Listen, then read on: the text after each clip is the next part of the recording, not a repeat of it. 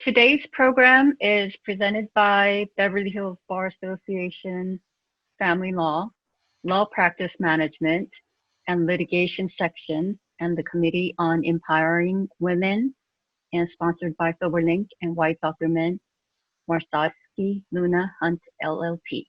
Welcome to Beverly Hills Bar Association's webinar on recognizing biases, assumptions, and stereotypes in the legal community. And let's talk about the membership options. Beverly Hills Bar Association has varying prices and membership benefits to better suit individual needs. And for the law students, the sustainer membership is free. Let's move on to our sponsors. First, we have Silverlink. Silverlink system combines a portable breathalyzer with wireless technology. Trusted for use in child custody cases since 2011, they are the only system that combines court admissibility in all 50 states and Canada, facial recognition and tamper detection, real-time results, and easy-to-read advanced reporting. Trust the experts in remote alcohol monitoring technology for your custody cases involving alcohol. Then we have White Zuckerman. White Zuckerman, Warsawski, Luna, and Hunt provides a wide variety of resources to complete almost any project, large or small. They also provide traditional accounting and tax practice services. We invite you to contact them to discuss your specific accounting needs and learn how they can be of service to you. So moving on to our program. At all times, especially in this heightened time of sensitivity and awareness, advanced by the Black Lives Matter and Metoo movement, attorneys must become cognizant of their biases and how their behavior, knowingly or unknowingly, impacts others. There are all sorts of biases out there: cultural, racial, religious, sexual, ethnic, national, and even regional. Sometimes these biases manifest themselves in the ugly form of discrimination and hate crimes. Through this program today, the panel seeks to help us think critically about addressing patterns and prejudices that affect our law practices and our daily interactions with others. Now I am going to introduce our esteemed panelists. First, we have Judge Holly Fujie. I can spend the whole hour talking about the credentials of our panelists, but I have breathed it down. Judge Fujie is a graduate of UC Berkeley and the Berkeley School of Law, is a 2011 appointee to the LA Superior Court with a civil independent calendar court at the Moss Courthouse. Prior to her appointment, Judge Fujie was a shareholder at the Los Angeles-based law firm Buchalter Niemer and was named by the Daily Journal as one of the top 100 most influential lawyers in California and one of the top 50 women lawyers in Southern California. In 2008 to 2009, she was the first Asian American to serve as president of the State Bar of California, and I note she was only the third in the history of 100 years of Bar Association, third female president. Judge Fujie serves as chair of the Los Angeles Superior Court's Community Outreach Committee and is the immediate past chair of the California State Bar's Council on Access and Fairness. And we have Dr. Bortell. Dr. Linda Bortell is a clinical psychologist in private practice in South Pasadena. She specializes in treating child trauma victims, co-parenting families, and high conflict divorce. She serves as a parent coordinator. She frequently lectures at regional, state, and national conferences on high conflict divorce, infertility, and ethics and child development in an age of technology. She and Dr. Gitu Bhatia developed an app for smartphones called Divorce Works to help people get through the divorce in a mindful manner with a focus on culture and the kids. And we have Ms. Kendra Thomas, mediator, author, attorney, and founder of Thomas Law Offices, APC. Ms. Thomas is a family law practitioner in Southern California, having offices in Woodland Hills and Newport Beach.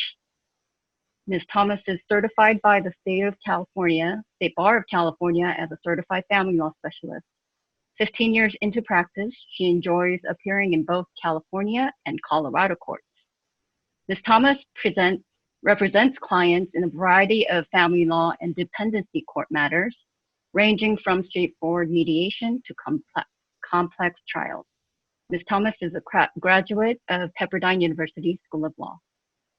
And last but not least, we have Lou Shapiro.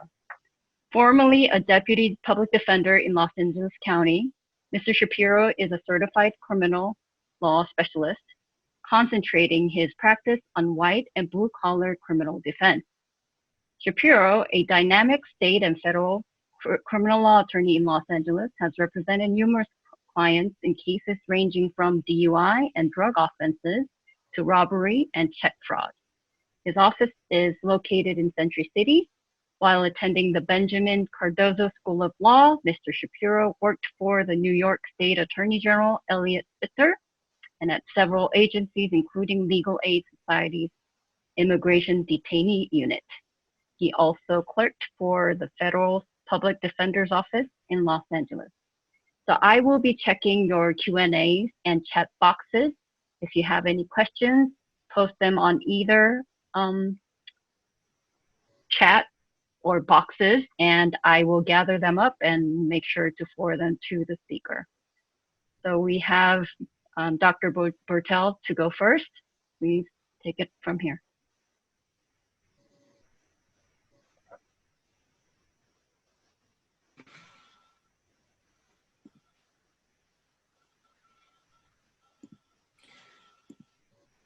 All right. Good afternoon.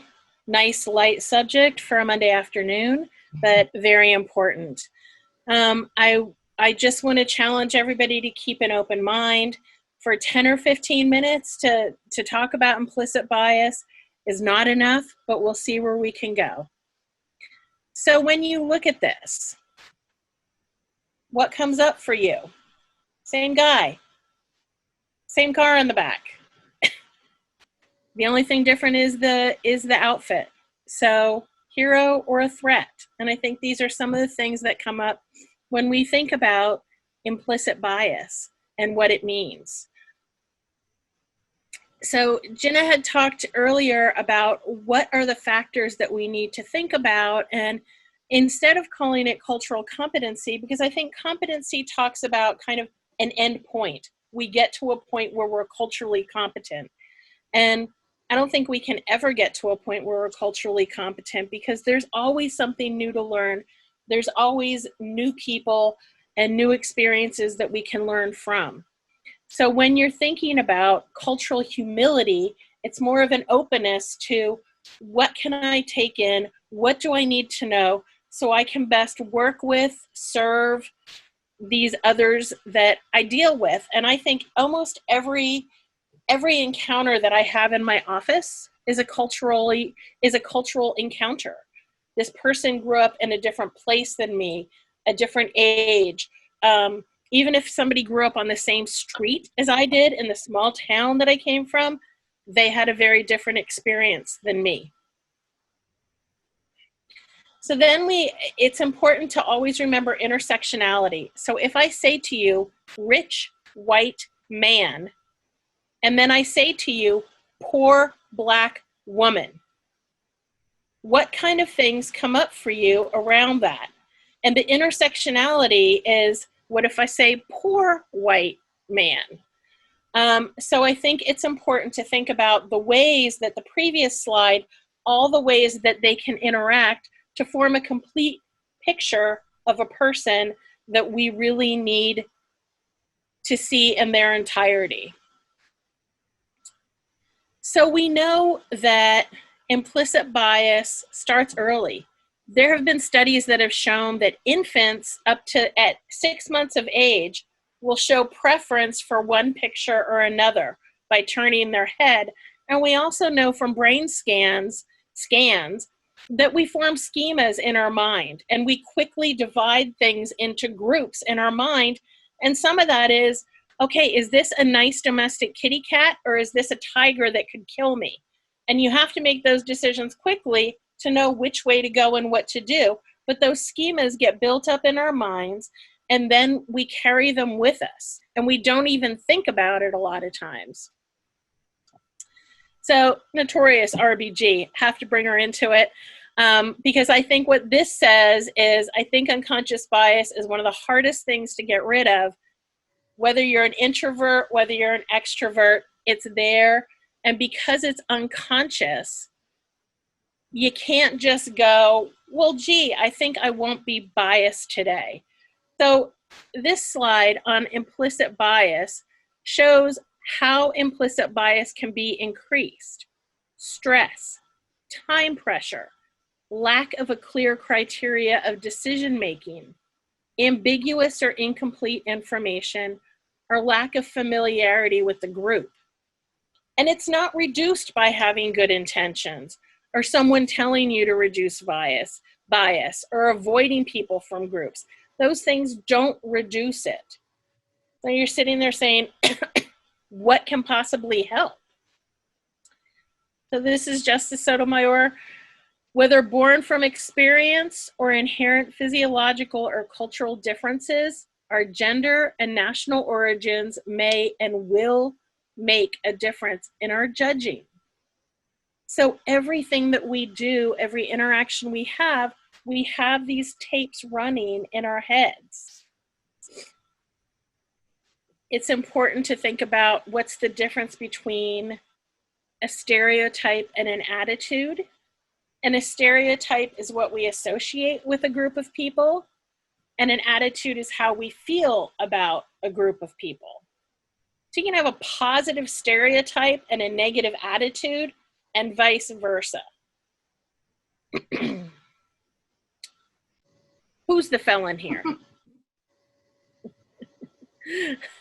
We have Snoop Doggy Dogg, and we have Martha Stewart. And when you look at it first, you might think, oh, Snoop might be the felon. It's actually Martha. So again, just looking at it, what comes up for you automatically, and things automatically come up for all of us. And it's important to go, okay, that comes up automatically. What do I need to do to change it? At this point, we're all very familiar with the concept of microaggressions, the everyday little insults, indignities that members of marginalized groups endure in their routine interactions with people in all walks of life. Microaggressions happen casually and usually without any malicious intent. So it's not like, I'll say, hey, I think I'm gonna go do some microaggressions today. It's something that I might say casually to somebody who I consider a dear friend, but I don't understand the impact of me saying that and how they take it. So they're different from, microaggressions are different from everyday rudeness because they're usually constant, cumulative, and continuous reminders of a less than status. If you commit a microaggression and somebody says, that wasn't okay, like that didn't sit right, what can you do about it? Don't make it about you. It's not about you. Listen. We've been hearing this a lot lately. Listen. Sincerely apologize. Okay, whatever. Apologize and try to understand what you're really apologizing for. Seek to understand it in your own time. Do some reading, do some research. Don't make it that person's missive. Okay, now you have to educate me. Go out and educate yourself.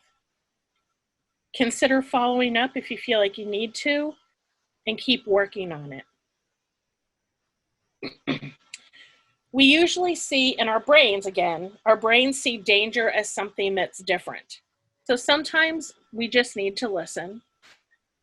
And it's really important that attorneys and mental health people know and understand the history their clients have had with the legal system, because that can color so much about the information that we get, the safety that they feel with us, and what that means going forward.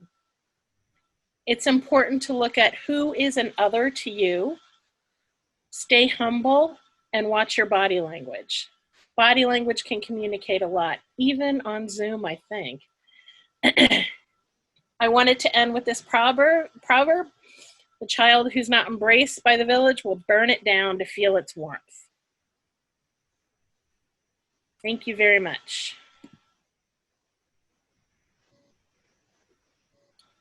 Thank you, Dr. Bortell. Now we have Judge Fujii. Good evening, everybody. Very close to evening. And it's a pleasure to be here. It's nice to be back in the family law world, believe it or not. I spent 4 years on the family law bench, and it was without a doubt the most interesting experience of my life. And you can interpret interesting any way you want to. I actually still read, a couple of nights ago, I was reading the Family Law Reporter, and my husband said, "Why are you reading that? You're not in, you haven't been in family law in 4 years."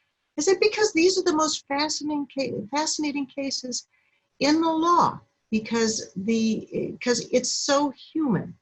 And I'm still keep up on what's going on in the family law world. And this is not to say that I would go back, because I have trauma. But that I'm always interested in what's going on in family law, and I think I always will be. Let me start by going back to my 34 years that I spent in practice before I went on the bench.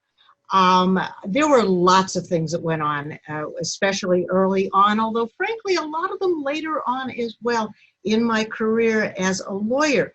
And that includes when I was president of the state bar and president of a whole lot of different organizations that were partially because I was a woman, partially because I was a minority and an Asian, and a lot to do with being an Asian woman, because there are a lot of stereotypes for Asian women.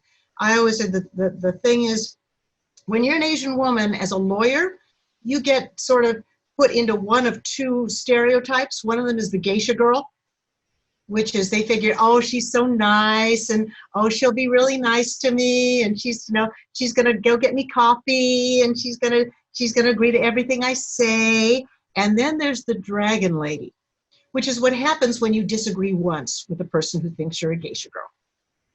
And all of a sudden you are this horrible person. Oh my God, she is just a Dragon Lady. She is terrible, and she is going to, there's lots of other not for publication type of things that people would say about that Dragon Lady.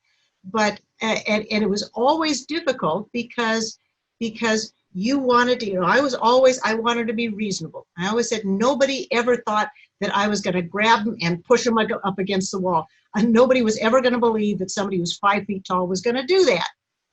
But on the other hand, I didn't want anybody to run over me either. So there were situations. I had a situation where I was taking a deposition, a videotape deposition of a very, very powerful, very rich man, and who happened to be white. And he, in the middle of the deposition, I was asking him a question about an interpretation of a contract, very, very mild, lawyerly type of thing to ask about. And he started asking, he said, "What language do you practice law in?" And I stopped and I said, "Sir, I understand it's late. I understand that we've been working very hard and that you've been answering questions for quite a long time, but I need you to answer this question, please." And he said, "No, I want to know what language you practice law in. What's your first language?" And I said, "Sir, I need you to answer the question, please." He says, No, you tell me what your first language is." And I said, sir, I don't have to listen to your racist comments. And he got very upset. He goes, racist? You're calling me a racist? And I said, sir, this is again a videotaped deposition. I said, look at me, sir. You said I don't speak English. Okay, I need you to stop this. He actually walked out of the deposition and I got major sanctions. So, but those types of things would happen, you know, as an Asian woman, as a lawyer, as a litigator. People did not expect you to be persistent and to go after things. They expect you to say, oh, I'm terribly sorry. I'm sorry I asked that question. Let's just end this deposition and I'll just give you whatever you want. And that was never going to happen. I also had things that were, as a woman, as an Asian woman, where I was a senior partner of a case with my client there, and people would talk to my junior male associate, my male white associate, and act as if I weren't there. And I would have to stop and I would say, excuse me, we need to talk. I would go, because oftentimes the young male associate would start talking to the guy, you know, like just us two guys talking.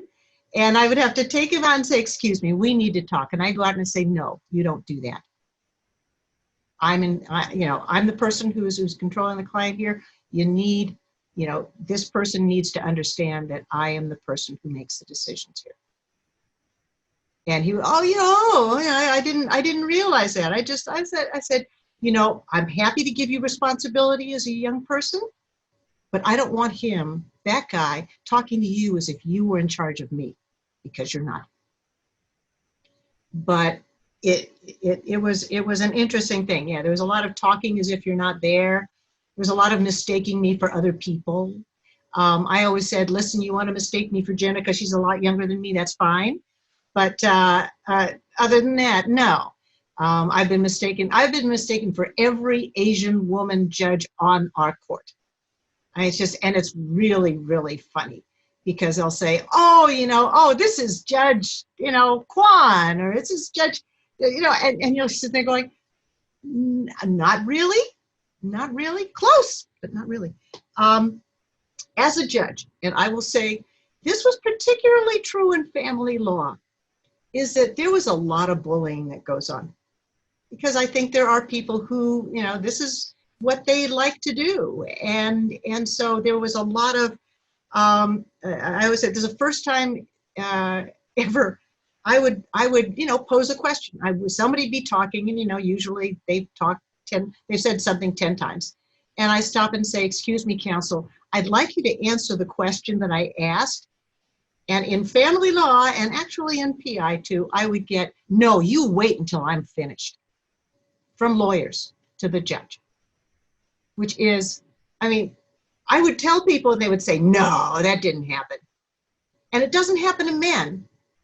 And it happens more to women of color than it does to white women. But it definitely happened. And the good thing is that it was my courtroom. And I can order them to stop talking. And that's exactly what I would say. I would say, counsel, this is my courtroom. I'm the judge here. I've actually, on occasion, I've said, you may have noticed that I'm wearing a black robe and I'm sitting up here on the bench. So that means that I'm the judge and I decide who speaks when. But, and they'll usually go, oh, okay. But it's you know, and also they'll ignore really, or my favorite saying was, or still is, it's say, well, that's your opinion. And I would say, yeah, it's my opinion. And when my opinion is written down, it's an order. And you don't get to decide what my opinion is. So there's a lot of that goes on. I would say, again, family law was interesting. I always said it was the wild, wild west. And I think really some of the most skilled practitioners I have ever seen were in the family law world, and also some of the rudest. So you decide which one you're going to be. I am assuming that all members of the Beverly Hills Bar Association are of the great advocate, you know, great lawyer camp, and because I'm sure that's part of the membership requirements, that you have to be always civil. But I certainly have seen the opposite, and it's an interesting thing, and certainly biases and prejudices come and really affect things. But again, I'm the judge. I get to decide what happens. So that's me. Thank you, Judge. We have a comment in the chat box. It's not a question, but somebody misses you in the family law court. Oh, and I see that it's Jeff Bollinger. Hi, Jeffrey.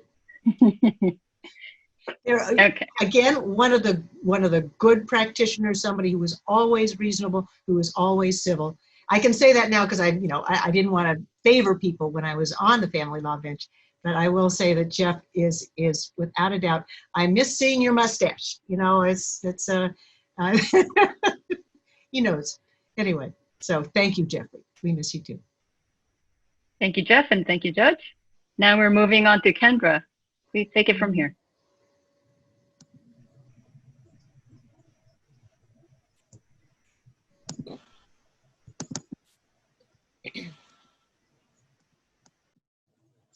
Thank you, everybody.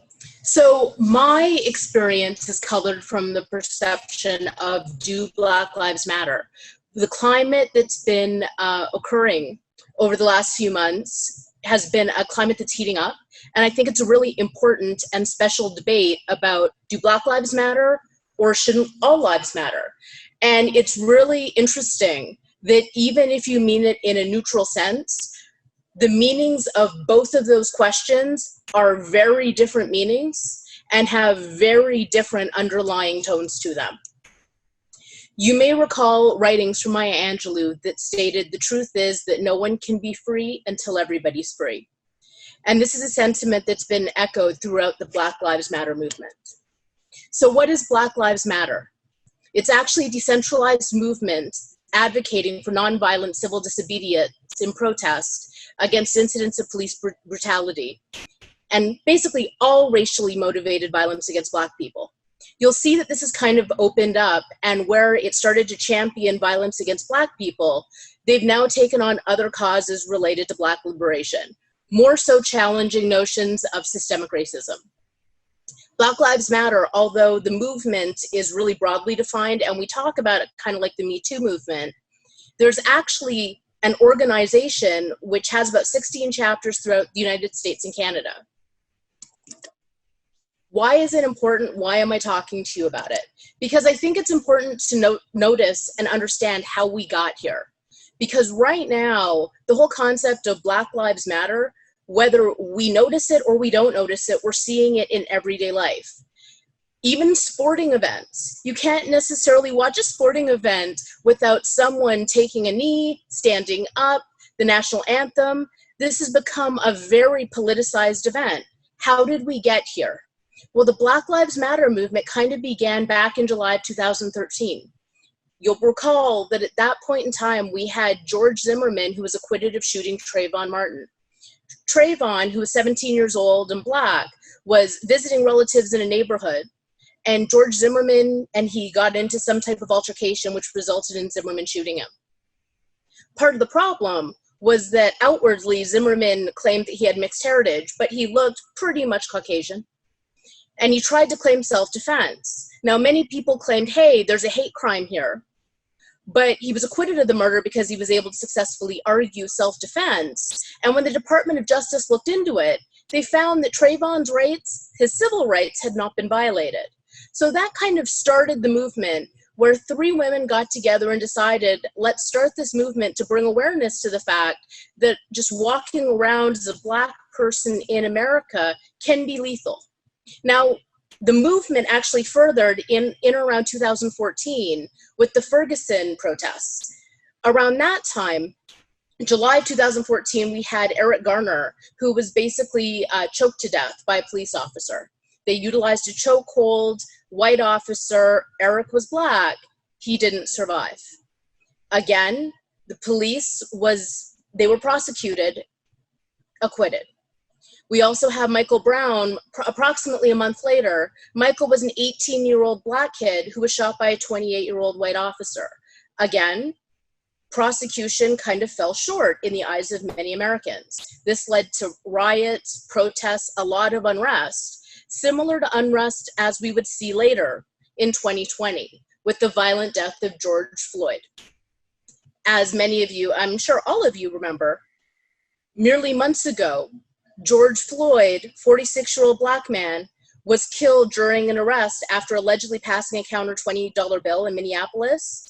White officers showed up, knelt on his neck for approximately 8 minutes. He didn't survive.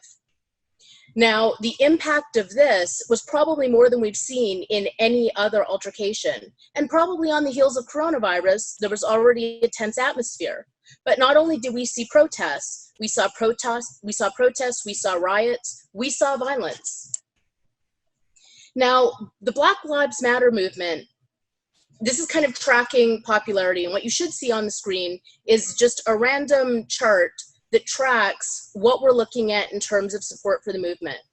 In 2018, even though the movement was many years old, in 2018, it hadn't gained any sort of notoriety. At that point in time, I can tell you from my own perspective, around that time, there wasn't a lot of sensitivity that I felt to bias or ethical issues surrounding Black lives. The discussion wasn't as it is now. People could take or leave the movement. By 2019, there was gaining popularity for it, but again, it wasn't any earth-shattering support.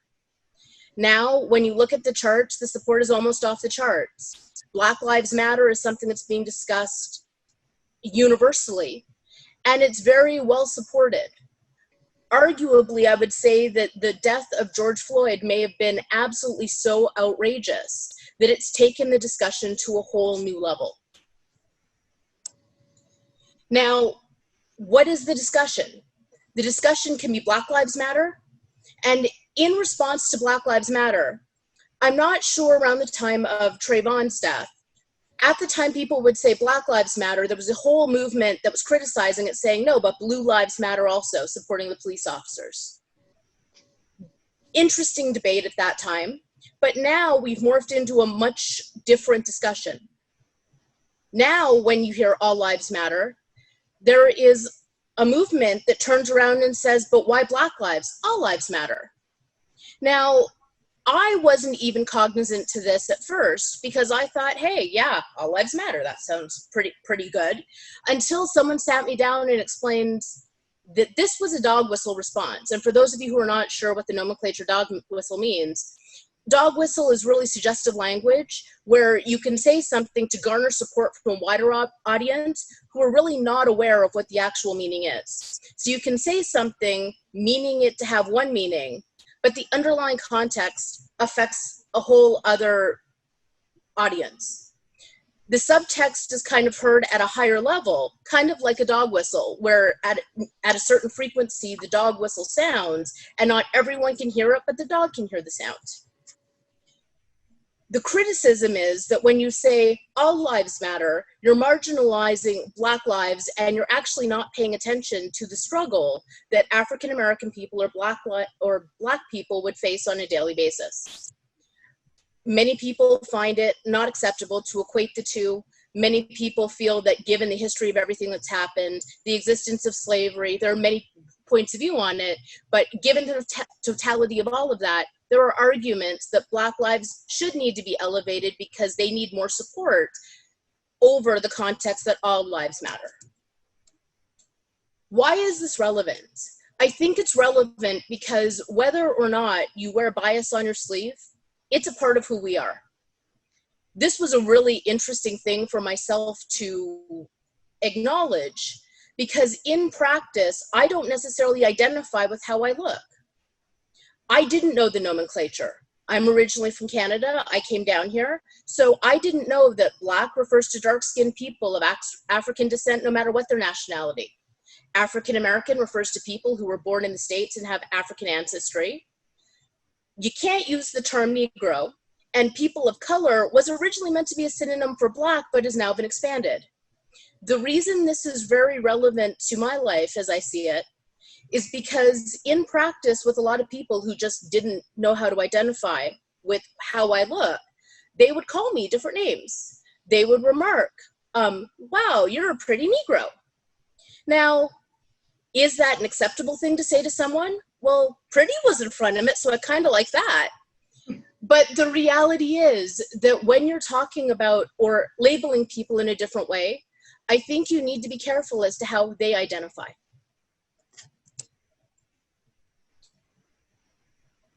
Additionally, I think it's also really important to realize that people of all creeds, colors, backgrounds can hold insensitive beliefs. They can have bias. We all have bias.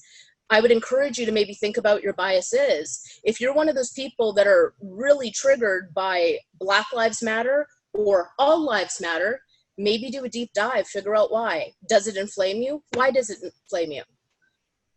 Chances are you could be someone who absolutely gets yourself stuck in one of these situations where your bias shows.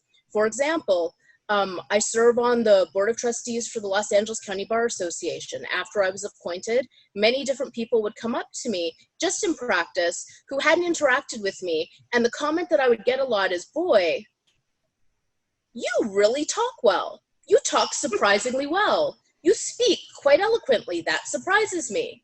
Well, at first I thought that was great. I'm an attorney. I like to argue. Being known for my skills of oration, very exciting to me. It took someone to point out to me after getting that compliment repeatedly that that was a bit of a microaggression and that they weren't actually paying me a compliment, as in, we're excited you speak well. What was being pointed out to me was, given how I looked, before interacting with me, the decision had been made that maybe I wouldn't speak as well as articulately as somebody else because of my color. If you find yourself in a situation where maybe you do offend someone or you get your foot in your mouth, apologize. It's that simple. The reason I say apologize is because over the last few months, as the climate has definitely heated up out there, I think we're a little insensitive to one another. It is very, very easy to say something that you just don't mean without thinking about it. And it is not any type of excuse that if you offend a group of people, you can't rationalize that by saying, but you don't understand, my best friend was who included in whatever group you just offended. Apologize, move on. If you have questions about something, be discreet, be curious, not judgmental, and connect through personal experience. I welcome the discussion with any one of you about whether Black Lives Matter or all lives should matter. But really, you're not going to sway me with statistics. I know we're lawyers, we like to talk statistics. Connect through personal experience. Don't try to change someone whose belief may be tied to who they are with numbers.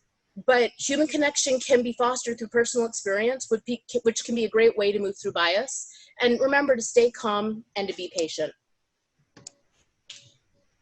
Thank you for allowing me this time to speak to you, and be kind to each other out there. Thank you, Ms. Thomas. That was very informative and enlightening. So now we have our last panelist, Lou Shapiro, will share with us what goes on, what kind of biases, how it plays a role in the criminal courts and jury selection. Thank you. So I want to leave enough time for some Q&As, so I'll keep my talk to 5 minutes.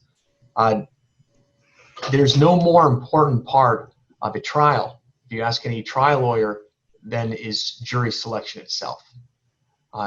It's crucial in jury selection to get to know, who your jurors are, what makes them tick, and most of all, what are their biases, and making them comfortable speaking about it.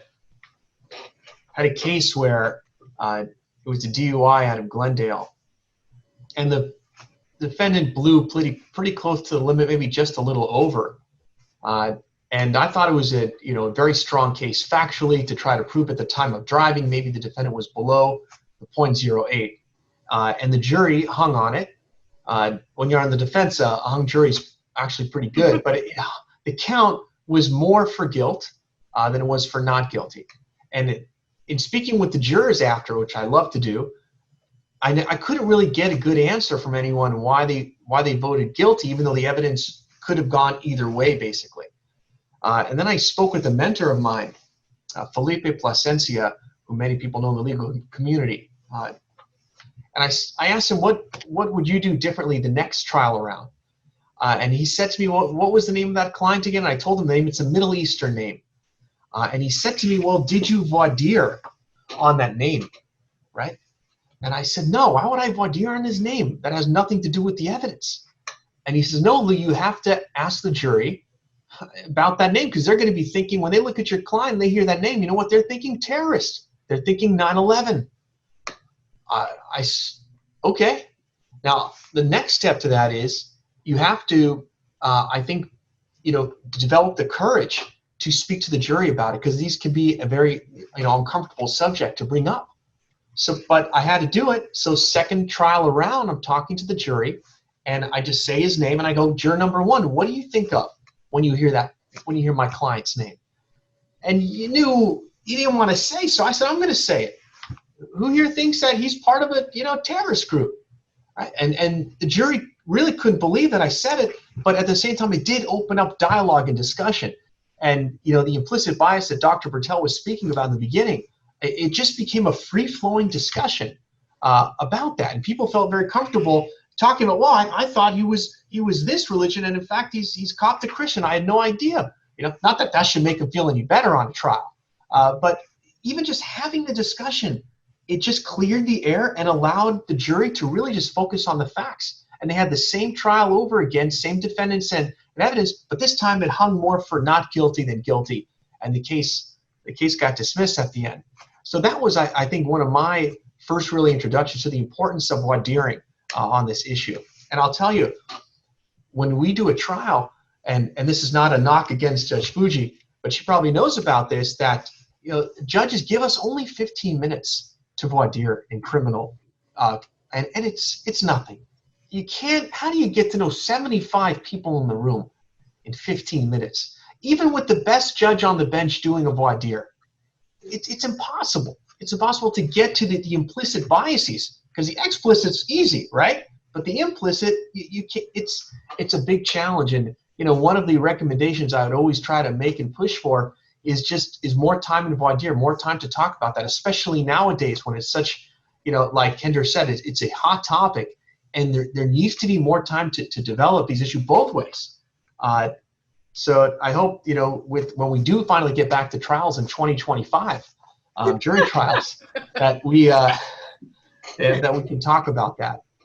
And finally, I'll end with this, the Batson-Wheeler motions. It's a famous motion that we all know one can make if we feel that opposing counsel is excusing a juror on discriminatory grounds. And fortunately, we don't hear that much on either side. I practice mainly in LA County. I don't think I've ever made it in 14 years of practicing law against a prosecutor. And it's great that we have it. It's important that we remind everyone it's there for a reason. Sometimes it's so underused that we forget it's even there. And it's if you don't know about the Batson-Wheeler motion, look it up. You can Google it. It's a fascinating history about it, how it came to be. And I just hope that we all collectively from this speech move on, embrace some of these changes, and move forward in a productive way. Thank you.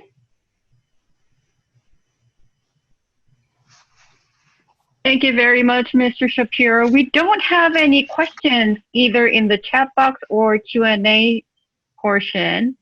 So you can talk more if you want.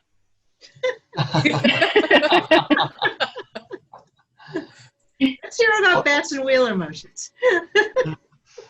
Well, I mean, could I ask, go back to Dr. Bortell, what does, in her says that she find, with respect to, jury selection, if you've had any work in that, do you think that, that 15 minutes for voir dire is not enough? And how much time would ever be enough to get to know jurors and their biases? I don't do any work in that. However, I think that when you're talking about this and we're talking about trying to establish a mindset of cultural humility, that it's something that we can't even scratch in an hour here. You simply can't, because like you said, when you talk to a juror and said, what do you think about this name? Like, people don't want to say sometimes what they're thinking. And sometimes it's not even what they're consciously thinking. It might be attitudes that they have that they don't even feel free to express or aren't aware of. So 15 minutes to get to know all the jurors is it's pretty tough. And sometimes it might be doing something that can connect them to a personal story quickly. So if they can do the connection to a personal story, then they might be able to think like, oh, yeah, that's really what I think. Or, oh, yeah, this might color my capacity to sit on this jury in a really fair and impartial manner. Right. So, okay, I have this time. So just to springboard on that, when I interviewed for the public defender's office, LA County, I didn't get in the first time, the second time, or the third time, actually. After the third time I finally got in, they got sick of having me interview. And finally, I think when I got down to the bottom of it, why I had difficulty getting into the office was because here I am, the sheltered private school, white boy growing up in the Valley, and they're looking at me like, how are you going to speak to the common person, to common man? How are you going to defend someone? You don't even know what they've gone through. You have no idea, Lou. But they saw, like, after several rounds, I really wanted to do it. So they gave me that shot. And then the irony was, after I started trying jury trials for the LA County Public Defender's Office, I was winning one after the next. And it started to draw attention. Why is this new PD winning all these trials? And then we were talking to jurors about it, and it came out consistently. The jurors were saying that, well, it must be that if this defendant is able to hire a private lawyer like you, probably didn't do anything wrong. Right? They didn't know I was a public defender, obviously, right? There is a, if that doesn't... That's a little scary. It's a little scary. It is. And that's implicit bias 101 right there. So, I experienced it like personally, like the judge. I remember also when one of my first clients I met as a public defender, I went into custody, and there he was at the bars, and he looks at me and he says to everyone in the back, he goes, yes, he goes, I got the Jewish one. Yeah. So, yeah, I'm telling you, this is, it's definitely there. I've experienced it firsthand, and I try to make sure, obviously, in jury trials that it comes out that way as well. Yeah. Jinna, I think there are a lot of questions coming. Yes. Okay. So we have the floodgate opened. Judge Fujii, what kind of training do judicial officers get on bias? We have a mandatory implicit bias class that we have. It's quite extensive. And it's a requirement that we take it I can't remember how many years we have this, but it's a very, very good class given by a number of our more experienced judicial officers who not only have sort of the theory behind it, but also can talk about how it affects us as judges and how, when we look at, at how we're affected by our backgrounds, we're affected by our race, we're affected by our gender, by everything, and that everything that you've experienced in your life affects that. And I always think about when I was a kid, I grew up in a Black neighborhood with a couple, just a handful of Asians, but mostly Blacks. And so those were my peers. And there was one white girl, one white kid in the class. And what was interesting is that my experience of white people was based upon her. And she came from a very poor family, and she was very badly neglected by her family, by her parents. So my friends, my Black friends, my few Asian friends, we all thought, gosh, these white people just, they don't take care of their children, and they're poor, and they don't value education because she wouldn't show up at school, and they would beat her. And it was a very, very bad situation. But that's what I extrapolated from that. It's like a lot of times how you experience things really depends on how you grow up and what you see and what you observe. And you have to, at some point, sit back and go, okay, you know what? My experience is not necessarily everybody's experience. And to sit back, I would say one of the things that we're taught to do is when you are forming an impression about somebody as a judge, think, okay, wait a minute. If this were the other way around, okay, if I'm in a family law assignment and I'm looking at this and I'm saying, okay, this is the mother versus the father.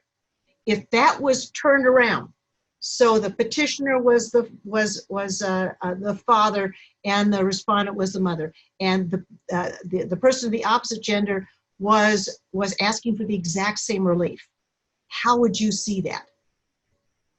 And that's always a very, very telling thing. You know, you sit back and you go, okay, this is my personal, this is my bias. And everybody has them, nobody's free of them.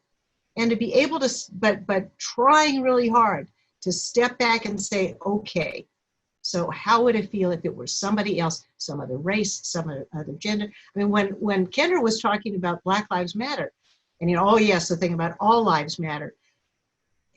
It's like you think, well, okay, well, so what if you, and I hear a lot, well, I have a lot of problems. I grew up deprived. I was, I grew up poor. I grew up like this, and I'm a white male.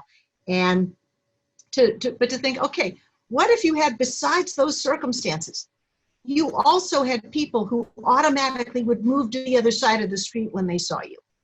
People who, when you were in the store, would follow you around because they thought you were going to shoplift. So how would that affect you if you'd done nothing wrong and still this happened to you? So to try to think, I think part of it is experiential. You need to be able to speak honestly with people from other races and backgrounds from you. To know, to be able to at least try to think, what would it be like to be transgender? What would it be like to be Black? What would it be like to have grown up this way? And it's one of those, it's incredibly hard. I don't think you ever get rid of the perceptions that you get growing up and what your parents told you about other people. I mean, my parents, everybody's parents would tell them, oh, this nationality is, you can't trust them. This nationality is this, and trying to get rid of that when, it's in the back of your head all the time. Really, really hard. But I think that, hopefully, that's what I'm hoping will come out of this whole discussion and out of what's going on in the country right now is people being able to see a little bit of what it's like to be somebody else. I hope. Thank you, Judge. So I'll move on to the next question, which was the first question asked. Through social media, we have begun to see quotes from judges sitting on the bench in sexual assault cases, clearly demonstrating bias against the women and even young girls who have experienced this trauma. What can we do as lawyers while they are demonstrating these biases right in front of us? Ooh, that's tough.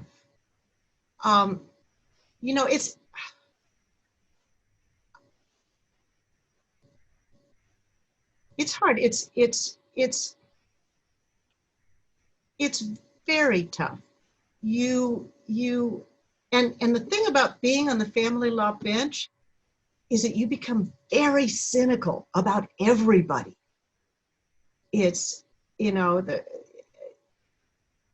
and I understand why litigants who are all up there under oath in front of you all the time, especially with the, I personally think it's a good thing to not have in-person hearings in family law, because when they're together, when you see the other person whom you hate, it's sort of, it drives people to think, well, what would hurt that person the most? What would help me the most? It's an interesting dynamic. It's like they say about, in criminal law, you see, and I apologize to Lou about this, but you see bad people at their best. And in family law, you see good people at their worst. I always said the best people who ever appeared in front of me, the best behaved people when I was in family law were convicted murderers. People who were coming back from jail after having murdered somebody.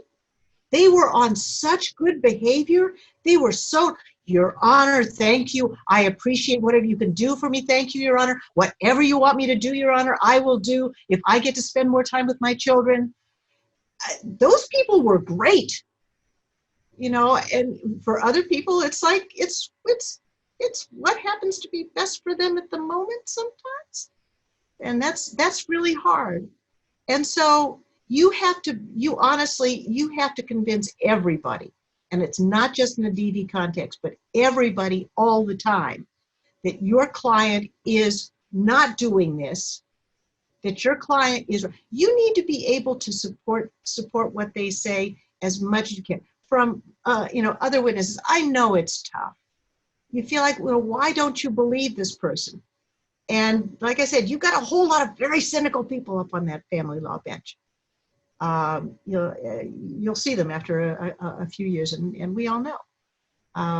But you just have to, I know it can make you upset and angry, but you have to look at it from that point of view to say, I really need to prove this. I really do need to prove this. And once you've proved it to that judge is going to believe your client a whole lot more, generally speaking, about everything. And so it's really important that you establish in any context in family law that your client is telling the truth. And if that means, and I saw this all the time, if that means that they admit doing some things that are wrong. Nobody's perfect. But if they're always, I'm perfect, I never do anything bad, I only do what's best for the children, I've never done anything bad to this person, I've never, I've never said boo to a goose, they're not going to believe you. I said the best people I've seen, and I saw in my family law court, were people who would say, yeah, you know what, I made this mistake here. You have to be human. Thank you, Judge. So I have a lot of questions that maybe Dr. Bortell can answer when the attorneys are faced with racist comments said by the opposing party, opposing counsel, or even potential new clients. How do you deal with these comments without getting so angry or looking so angry and work toward resolving the issue expeditiously? I think if someone's saying a racist comment and you just help them reflect on it, gee, you said this. What do you mean by that?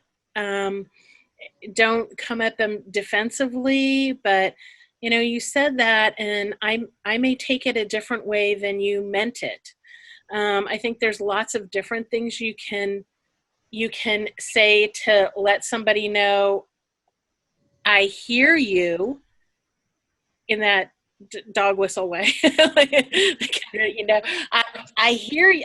I hear what that means, and it's not flying over my head. I understand it, and I'm not going to let it slide. And I think like as a white person, my biggest job is to be the best white ally that I can be.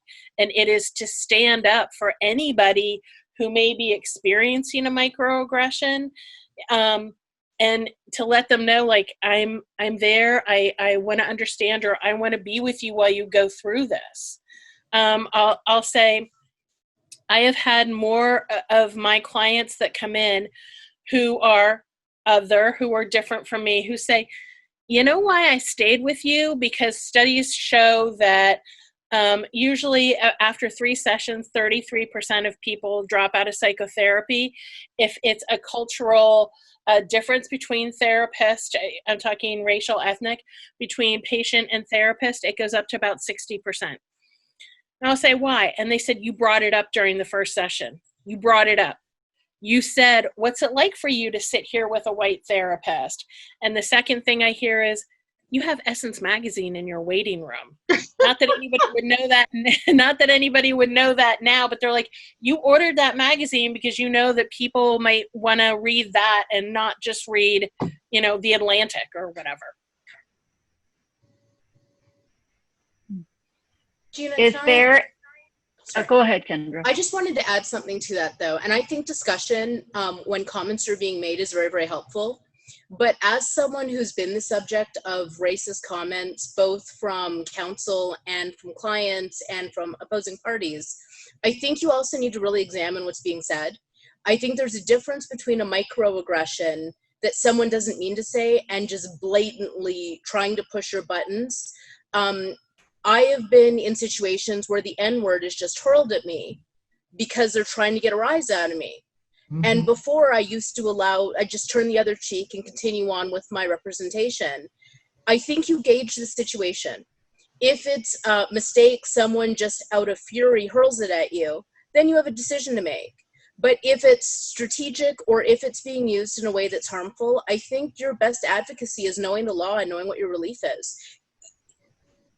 Advocacy for your client is very important, but you need to advocate for yourself also in a way. To the extent that these things are happening and it's being hurtful, not addressing it may cause you not to be an effective advocate for your client.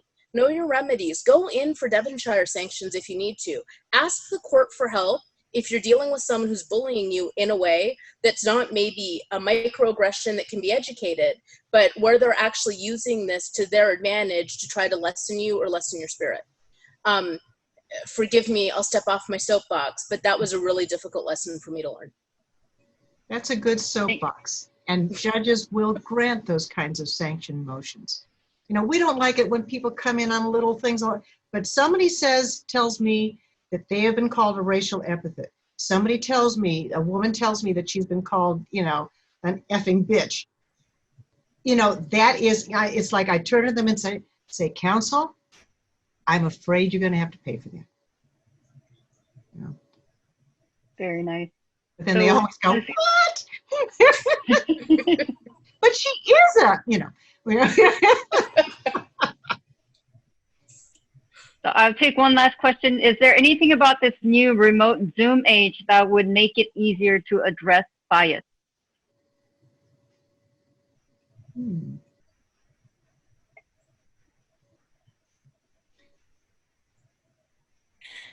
I can say something about that. I think that if you look at social media and you look at the things that people say that are more crass, negative, nasty than they would say in person, I think this Zoom is, I mean, I was sitting here talking going, I'm rushing, I'm going so fast, but I can't see my audience.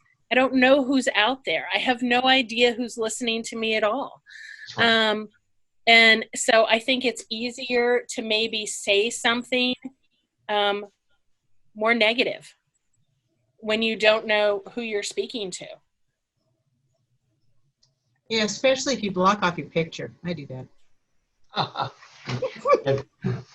And another layer to this is there's a proposal that we do jury trials over Zoom during COVID, and you know the criminal defense bar is really against that because, sort of for the reasons that were just said, how can we see what all the jurors are reacting in voir dire at the same time? You can't hear those subtle noises or that, you know, of disgust or upset or body language. It's just impossible.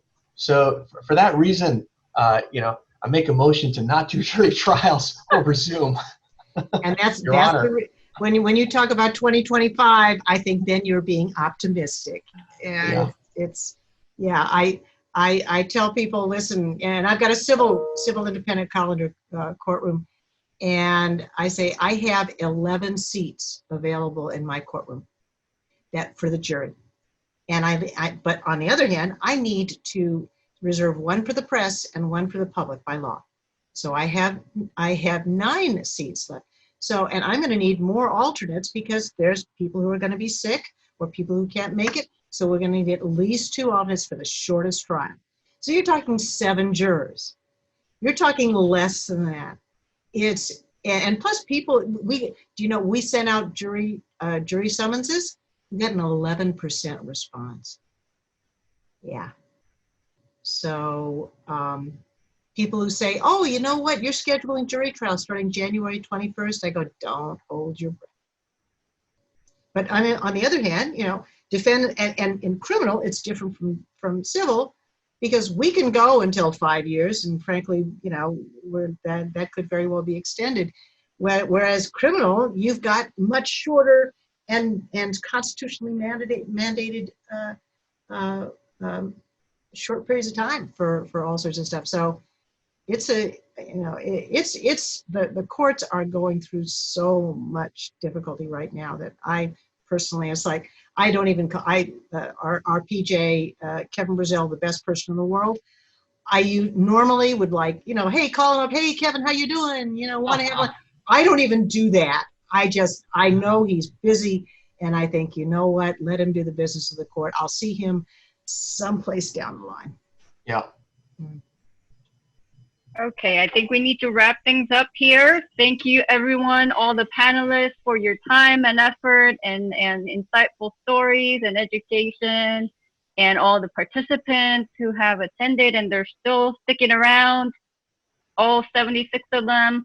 I appreciate your participation. All the questions and chat, the comments and questions are appreciated. The ones that weren't answered today, we'll try to compile them and try to answer after the webinar. Thank you very much. And we'll see you again. Thank you, Jinna. You did a great job. Thank you so much. Thank you.